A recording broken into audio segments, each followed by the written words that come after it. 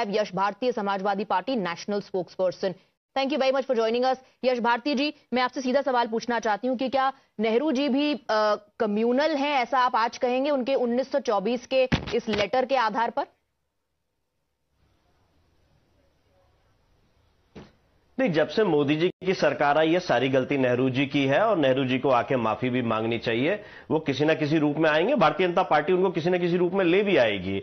मैं ये आंकड़े देख रहा था कि आप जब से 78 के जो दंगे हुए, 77 में शांति देवी जी वहां से सांसद रही, 1980 में ब्रजेंद्र पाल सिंह जी वहां से सांसद रहे, 1984 में शांति देवी रही, 1989 में एसपी यादव जनता दल से रहे, 1991 में श्रीपाल सिंह जनता दल से सांसद रहे, 1996 में डीपी यादव बहुजन समाज पार्टी से सांसद रहे, 1998 में श्रद्धेय मुलायम सिंह जी, 1999 में श्रद्धेय मुलायम सिंह जी, 2004 में राम गोपाल यादव जी, 2009 में शफीकुर रहमान साहब आए बहुजन समाज पार्टी से, 2014 में सतपाल सैनी भारतीय जनता पार्टी से सांसद बने। What is the point that you are arriving at? ये है, हाँ, नहीं, मुद्दा ये है, आप ये माहौल नहीं, अब देखिए सवाल आपने कर लिया, जवाब मुझे दीजिए। हाँ, माहौल ये बनाया दिया जा रहा है कि संभल में मुसलमान बहुत कुछ कर रहे हैं और हिंदुओं को कुछ करने नहीं दिया जा रहा। लगातार 78 के दंगों से, 78 के दंगों से लगातार हिंदू ही वहां से सांसद बने हैं। नहीं, एक मिनट, मैं इस डिबेट को हिंदू मुसलमान में टर्न करने की कोशिश नहीं कर रही हूं।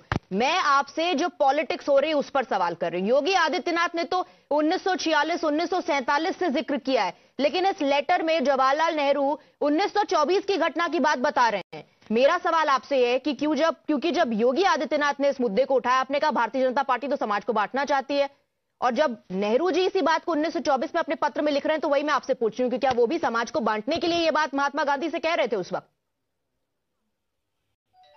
मैं आपकी बात पे ही आ रहा हूं ना। पूरी भूमिका जो बनाई गई है कार्यक्रम की, मैं उस भूमिका पे ही बात कर रहा हूं। आप मेरे सवाल का जवाब नहीं दे रहे। 2014 में भारतीय जनता पार्टी कैसे बन जाते अगर वहां पे मुसलमान? पंडित मैं आपके सवाल का जवाब दूंगा, मेरी बात पूरी हो जाने दीजिए। अगर आप मेरी बात मैं आपसे बहुत पॉइंटेड सवाल पूछ रही हूं, आप घुमा के बात कर रहे हैं। मैं आपके सवाल का जवाब दे रहा हूं स्वाति जी। आपको सवाल ना सीधा आंकड़े बताते हैं।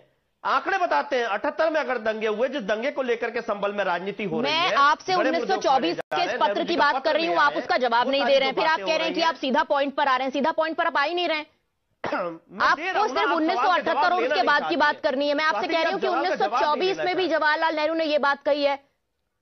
क्या वो भी कम्युनल थे? क्या वो भी समाज को बांटने की कोशिश कर रहे थे? आप केवल नेहरू जी के पत्र तक सीमित, आप केवल नेहरू जी तक सीमित रहना चाहते हो। बिल्कुल भी नहीं, बिल्कुल भी नहीं। मैं तो 1924 से बात कर रही हूँ। 1924 से 2024 में भी आप देखिए कि वही बातें की जा रही हैं जो पत्र में पंडित जवाहरलाल नेहरू ने लिखा, और जो आज योगी आदित्यनाथ कह रहे हैं। अगर आप उसको मैच करेंगे तो वर्ड टू वर्ड आपको बहुत सारी सिमिलैरिटीज नजर आएंगी। तो क्या ऑन ग्राउंड सिचुएशन बदल ही नहीं रही है? Doctor Kaushalkant Mishra, please come into the debate because I can give you. Yash Bharti का चश्मा लगा के I have to wrap up. Yash Bharti please.